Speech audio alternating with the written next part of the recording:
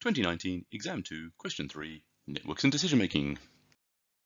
As always, there's a critical path analysis question, but what I don't like is they've got these triangles. There's 1, 2, 3 of them. These triangles often cause problems with critical path analysis, and I'll explain what I mean in there in full time. So I want to look at the broader look at this first. This is just basically in 3 parts. So if you look at this, A and B, F and L must be on the critical path. There's no way to get from the start to the finish without passing through those. So those 4 must be on the critical path. Then you've got a section here and a section here. So those are the 2 other parts. So if we were to look at these, you can see that you've got a path up here like this, which has a value of 8. 5 plus 3 is 8. And then you have a path here, which is 9. So you're just comparing those 2 paths. Now remember, critical path is the longest path. So if you're looking at the critical path, then the critical path must include D. So we've already identified the critical path from that. Then we can look at the next section that I said was a bit tricky. So you've got a path up here and down here, which is 8. You've got a path straight down the bottom here, which is 12. 5 plus 7 is 12. But you do also have another path, which goes like that, and if you add up the 4, the 2, and the 7, you actually get 13. So again, you're looking at which one is the longest path for the critical path, and so that must mean that it is this. So if you actually want to answer how many activities are on the critical path, then the answer is 1, 2, 3, 4, 5, 6, 7, 8. There you go, 8. And I'm talking about it in this way because later on when I talk more about this, you'll see that the problem comes when you do all the little boxes on these things. So just going to clear up this diagram and add some boxes.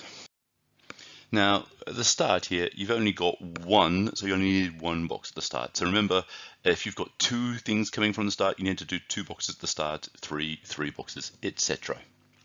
And we're going to do forward scan first. Now, forward scan is your adding for the maximum, and that's the EST.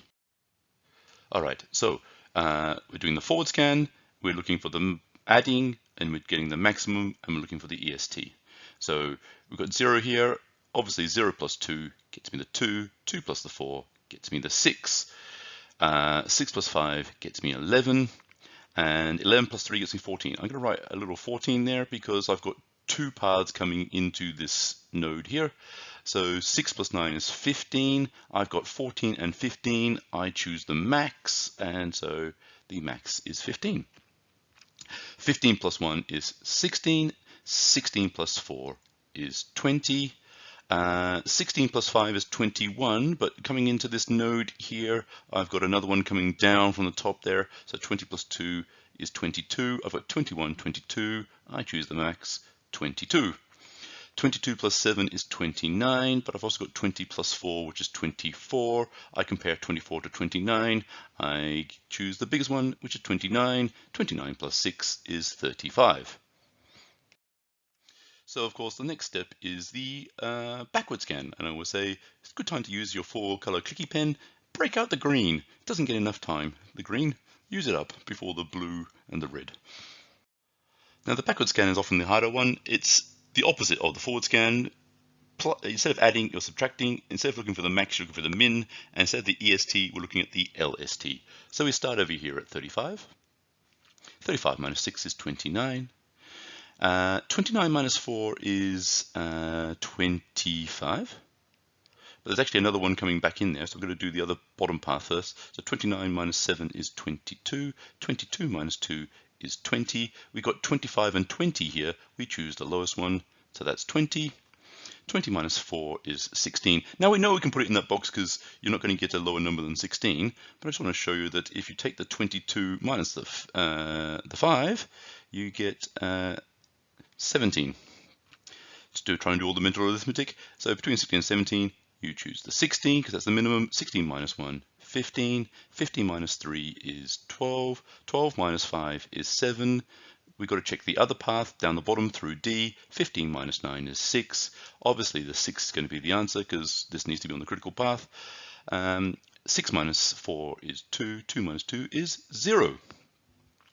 So if we're looking for the LST of activity E, that's the LST is the second box, that's the backward scan, and it's at, you got to look at the one that's at the start. Okay, so a few people looked at this in different ways and fluffed it up. Some people gave the 15, some people gave the 7. No, the answer is the 12. Now then it says, it's rather annoying, it talks about the float time. And so this is where I say that these triangles cause problems. So we already determined before what the critical path was, and we said the critical path is this one. And that's because all of these nodes, or vertices, no, not that one, that's the only one that isn't. All of these vertices, all of them have zero difference between the EST and LST, which means there's zero float, and so they must be on the critical path. But this gets annoying because I can't, H and J, the beginning and ends of them don't show any float. So what's the float? Well, you can actually see the float actually in these numbers. So over here, I'm going to do it in purple. We got 16 and 17. So you can actually see there's a float of 1. And that made sense when we were talking about those paths before, because remember the bottom path we did before was 12, and the critical path in the middle is yellow is 13. So there was a difference of 1.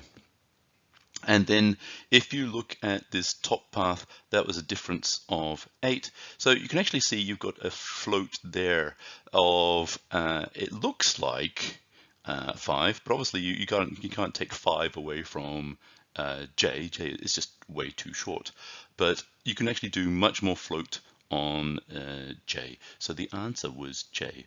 But you can actually see, let's talk about the other part of the thing. You can actually see there's a difference over here of 1. It's even, you can see the difference of 1 over there. So C and E can have a total amount of float of 1. So you could either have a float of 1 on C or a float of 1 on E, but not a float of 1 on C and E, because that's a total of 2, and you're not allowed to have a float of 2. Talk more about that in a minute with the next tricky question. So the answer was, which one's got the biggest float? It is J. But as I said, it gets annoying with these triangles because you can't spot it if you're just talking about the differences between the LST and EST in these boxes, unless you did a box for every single individual pathway, which you're not, but you are kind of doing it by having these little numbers with a difference here. And you can see that like, you actually get beginning and the end, you'll get the same difference of 5. It's just moved on by 4. Same here, there's a difference of 1, difference of 1, difference of 1, difference of 1. So that tells you actually what the floats are. So the floats can be a bit hidden when you get these annoying little triangles. That's what I'm trying to get across to you. Don't forget, forward scan, add max is EST, backward scan minus minimum equals LST, and your critical path is the longest path. All right. Now let's talk about crashing.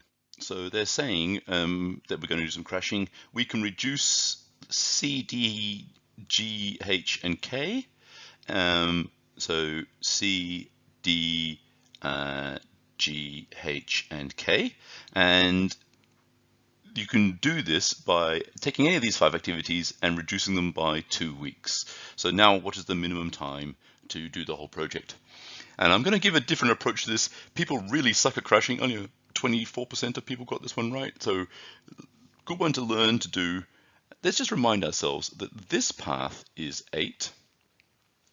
This path is 9. So we're just looking at these parts because they're the only parts that we can actually crash. So we don't have to worry about anything else. But remember, we had this path, which was 8. This path, which is 12. And then this path, which is 13. Now our total, we worked out before, was 35. All right, so we can crash 2 parts here. So let's just look on the left-hand part of this first. And so if we crash D, do this in purple. So we crash D, it becomes 7. So that this number becomes 7. So you've reduced D by 2, but you've gone from 9 being your longest path to get from here to here. So to get from here to here, it was 9, but now it's 8 because that new path at the top. So you can actually crash this by 2 and make that 3. So crashing is just reducing it by 2. Then you've got 3 plus 3. This is now 6. So if you choose between 6 and 7, you've gone to 7.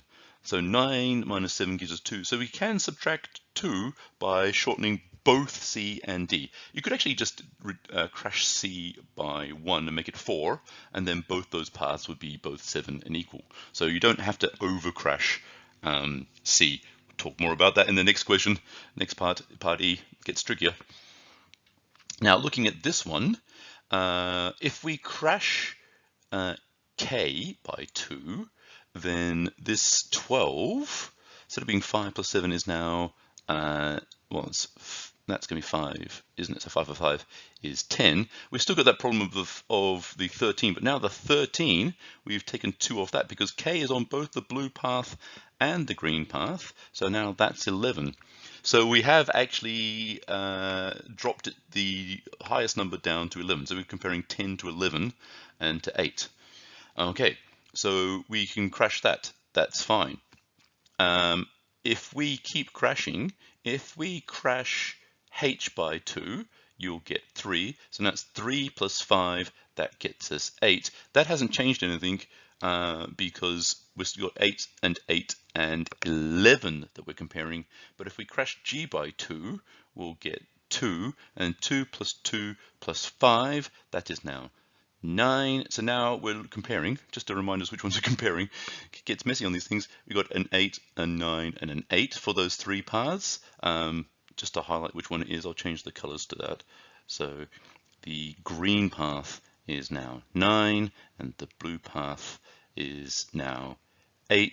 Ooh, 8. So when you're comparing the new crashed 8, 8, and 9, you can see that now we've gone from where we had, which was 13, down to 9 is our highest number. So we've actually subtracted 4, so we can subtract another 4. So if we do 35 minus 2 minus 4, we get 29, and that's 29 there. I think that's the best way to look at crashing, is just try and get a fresh diagram. They really should have given some more fresh diagrams, because after you've done a lot of scribbling on this, it gets messy, and then they're going to ask you to party to do more. Oh dear. Only 24% of people got this. Wait till you see the next one. Okay, this is probably the most important part of the video because crashing is a little confusing for many. Only 3% of people got the full marks for this question. 3%. 89% got 0. Says on the notes most people didn't even attempt it. So this is a good place to understand and get marks that other people don't get, which is good for you. So remember, repeat the questions that you find hard. Now let's put them back on our numbers that we were talking about before about those paths to compare, because we're looking again at the fact that we've got the 5 activities C, D, G, H, K. So we're looking at those same guys again. But this time we've got these weighted numbers, these weekly costs in there. Now we've got to take, it says here, we're allowed a maximum of 2 weeks of crashing on any of those things. So C, D, G, H, and K can all be reduced by 2 weeks. We've got to decide what we're going to do, but we've got to do the minimum cost to reduce the whole project by 4 weeks. So we had, it was 35 weeks. We've got to reduce that by 4 weeks to get to 31. So we're going to do 4 weeks of reduction for the lowest cost. It's a little bit of trial and error here. I'm going to put those numbers on about those paths again. Okay, let's just look at this one on the left. And remember, we've got 8 and 9 here. So 8 and 9. Now, that's a float of 1. So we could, for a reasonable price of D, do one reduction there, 1 week reduction. That makes that 8, which actually makes this whole path 8. And now those 2 paths are equal. So both those are on the critical path.